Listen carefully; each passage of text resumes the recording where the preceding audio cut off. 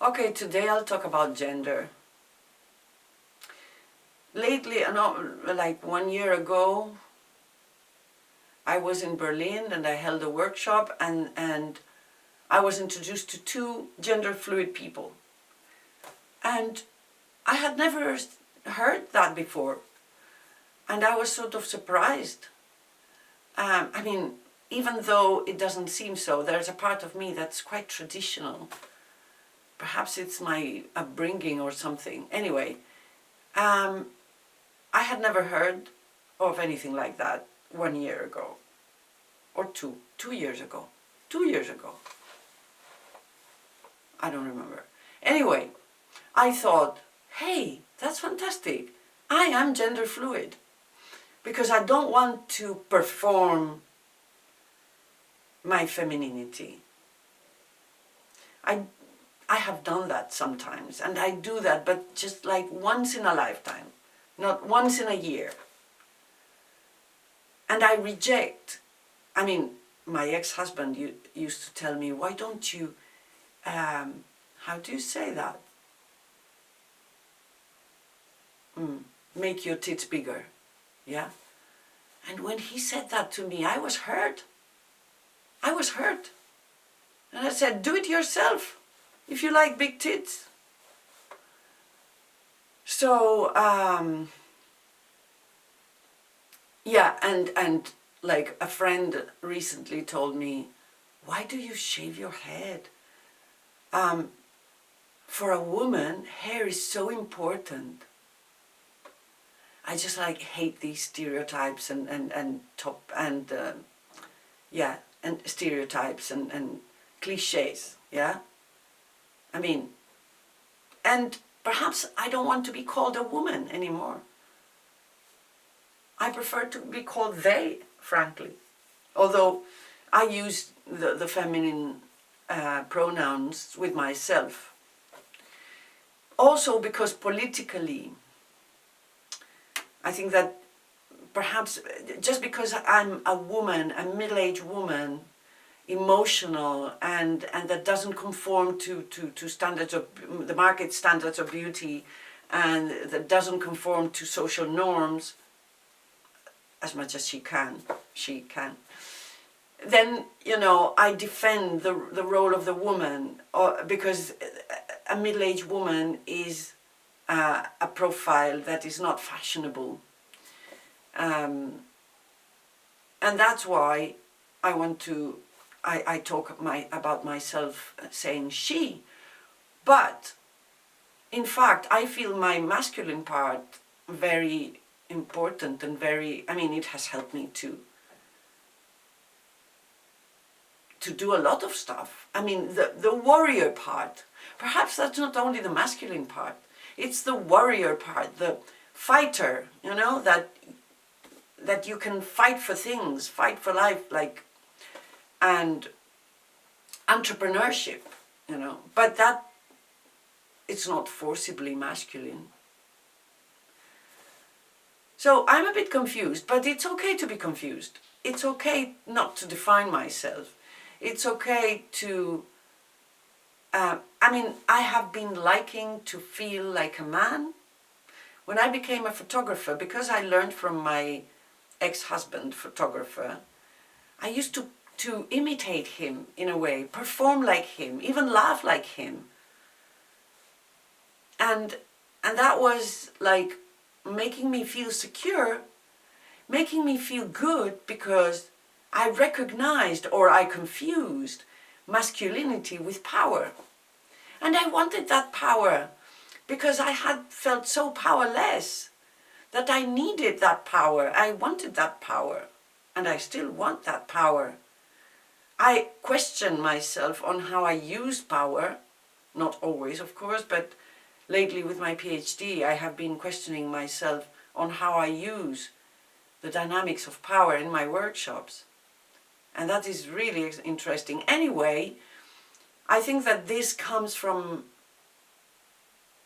my relationship my vision, my perception of my mother and of my father.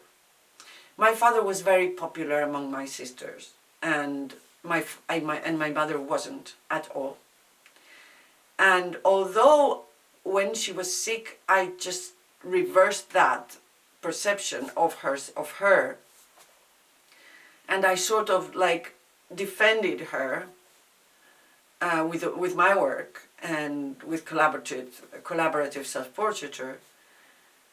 But still, I think that this is so grounded and so rooted in myself, this belief that what's masculine is like the winner, you know, that has more power, and the feminine part doesn't. And I don't understand why this happens, because actually my sisters were very powerful, and I saw them as very powerful. So perhaps they were expressing another kind of femininity, but I remained attached to this femininity which is powerless, or which seemed to me powerless. In fact, when I sort of reversed my perception on my mother, I realized that not doing, that being alone, that being in introspection is a power. And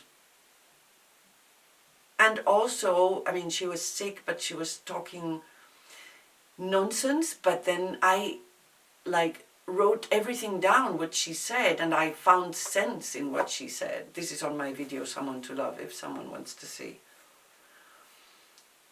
Anyway, it might be because of psychological problems, and I say problems because, in fact, what I believe is that problems are not problems. I mean, we are perfect just as we are, because everything makes sense. All these problems bring us to do a certain kind of evolution. So it's okay. So that's why I talk about my problems. But yeah, I'm gender fluid, and there is, I must say, I have a problem with seduction. Like, I have sort of denied myself lately to express my femininity. And it's hard. And lately, I am attracted to a person who is also gender fluid. And, but I'm attracted more to their masculinity. It's weird because I'm usually attracted to men, but I'm very, very, I get very angry because I've been attracted to men that we could say that they have a sort of narcissistic behavior. I also have some narcissistic behavior, or a narcissistic pulse. Not only that, of course, but and the thing is that I have been very angry towards men who would impose their power on me. This made me mad. And yeah, I don't know, this is an ongoing discourse. But at the same time, I feel that the gender fluidity is the future. That we have been sort of shut down into boxes, woman, man, and that we are everything, and we have the potential to be everything, and we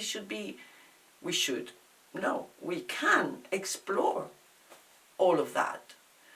So the social beliefs that people have of being a man or a woman can be just, broken down, and we can be free to express anything. But perhaps I'm not free enough to express my femininity. Because expressing my femininity, why is disturbing? Why is it disturbing for me expressing my femininity? Not only because of my mother, because I'm disturbed by expressing seduction. Perhaps it's because in the past, in my teenage years, I was a prostitute. It could be. But anyway, this is an ongoing discourse, and I would continue talking about that. But please, interact. Why don't people interact? Yeah, some people say, but some people say, mostly people say thank you, I admire you for this, and so on. But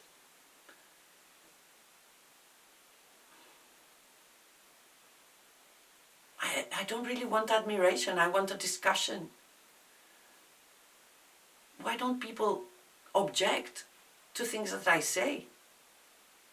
Because, I mean, it's weird that, people, there's quite a lot of people who are looking, a lot, not as much as I would like, but there's quite a lot of people that are looking at my videos in Instagram, and nobody is objecting. It's weird. So people perhaps who object don't say anything, or because they are afraid.